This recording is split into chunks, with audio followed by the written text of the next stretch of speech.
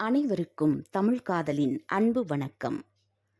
அமாவாசையின் முக்கியத்துவம் பற்றிய சம்பவம் ஒன்றை பற்றிய பதிவுதான் இன்றைய பதிவு. குருஷேத்திர யுத்தத்திற்கு முன் வெற்றி வாய்ப்பு குறித்து அறிவதற்காக சகாதேவனிடம் ஜோதிடம் கேட்க சென்றான் துரியோதனன். போரில் வெற்றி பெற வேண்டுமானால் எந்த நேரத்தில் களபலி கொடுக்க வேண்டும் என்று கேட்டான். தன் எதிரியாக இருந்தாலும் உண்மையின் இருப்பிடமான சகாதேவன் பூரண அமாவாசை என்று போரை துவங்கினால் வெற்றி உறுதி என்றார். துரியோதனம் அதே நாளில் களபலி கொடுக்க தயாரானான். அப்போது கிருஷ்ணர் ஒரு தந்திரம் செய்தார். திடீரென ஒரு குளக்கரையில் அமர்ந்து அமாவாசைக்கு முதல் நாளே தர்ப்பணம் செய்தார். இதை பார்த்த சூரியனும் சந்திரனும் பூலோகத்திற்கு ஒன்றாக வந்தனர். நாங்கள் இருவரும் ஒன்றாக சேரும் நாள்தான் அமாவாசை. ஆனால் நீங்கள் இன்று தர்ப்பணம் செய்கிறீர்களே, இது முறையானதா என்றனர். அதற்கு கிருஷ்ணன், இப்போது நீங்கள் ஒன்றாகத்தானே வந்திருக்கிறீர்கள், எனவே இன்றுதான் அமாவாசை என சமயோசிதமாக பதில் சொல்லிவிட்டார். சகாதேவன் சொன்னபடி களபலி கொடுத்தான் துரியோதனன். ஆனால் அன்று அமாவாசை இல்லாமல் போய்விட்டது. இதனால் நல்லவர்களான பாண்டவர்களுக்கே வெற்றி கிடைத்தது. ஆடி அமாவாசை அன்று மட்டுமல்ல, தினமும் தர்ப்பணம் செய்ய ஏற்ற தலம் திருவாரூர் மாவட்டம் செதலபதி முக்தீஸ்வரர் கோயில். முக்தீஸ்வரரை சூரியன் சந்திரன் இருவரும் ஒரே நேரத்தில் வணங்கியுள்ளனர். எனவே இவர்கள் இருவரும் அருகருகே இருக்கின்றனர். சூரியன் சந்திரன் சந்திக்கும் நாளே அமாவாசை.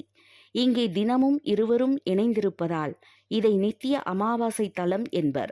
இந்த கோயிலில் முன்னோர்களுக்கு பிதுர் தர்ப்பணம் செய்ய அமாவாசை திதி நட்சத்திரம் என பார்க்க தேவையில்லை. எந்த நாளிலும் சிரார்த்தம் தர்ப்பணம் செய்து கொள்ளலாம். ராமபிரான் இந்த தலத்துக்கு வந்து தன் தந்தை தசரதருக்காக பிண்டம் பிடித்து சிரார்த்தம் செய்துள்ளார். இந்த பிண்டங்கள் பிதுர் லிங்கங்களாக மாறியதாக தல வரலாறு கூறுகிறது. திருவாரூரிலிருந்து மயிலாடுதுறை செல்லும் ரோட்டில் 22 கிலோமீட்டர் தூரத்தில் பூந்தோட்டம் கிராமம் உள்ளது. இங்கிருந்து 4 கிலோமீட்டர் தூரத்தில் உள்ள கூத்தனூர் சென்று அருகிலுள்ள செதலபதியை அடையலாம். தில தர்ப்பணபுரி என்றும் இந்த திருத்தலம் அழைக்கப்படுகிறது. கூத்தனூரில் புகழ்பெற்ற சரஸ்வதி கோயிலும், அங்கிருந்து சற்று தூரத்தில் சிவபார்வதி திருமண தலமான திருவிழிமிழலை மாப்பிள்ளை சுவாமி கோயிலும் உள்ளன. ஆடி அமாவாசையன்று நம் இதயத்தில் இருக்கும் முன்னோரை வழிபடுவதுடன் தீர்த்த தலங்களுக்கும் சென்று வாருங்கள். ஆடி மாதத்தில் சூரியன் கடக ராசியில் சஞ்சரிக்கிறான். கடகம் சந்திரனின் ஆட்சி பெற்ற வீடு. சூரியன் சிவ அம்சம்.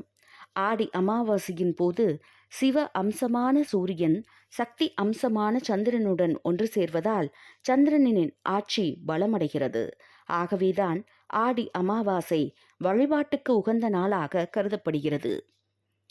ஆடி மாதம் சுபகாரியங்கள் தவிர்க்கப்படும் மாதம் என்றாலும் ஆடி அமாவாசைக்கு பிறகு சுபகாரியங்கள் செய்யலாம் என்று ஜோதிட நூல்கள் கூறுகிறது.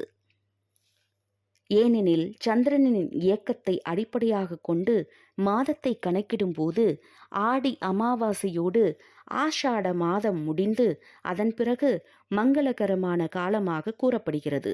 அப்போது நல்ல காரியங்களை செய்யலாம். மீண்டும் நல்லதொரு பதிவில் சந்திக்கிறேன். நன்றி, வணக்கம்.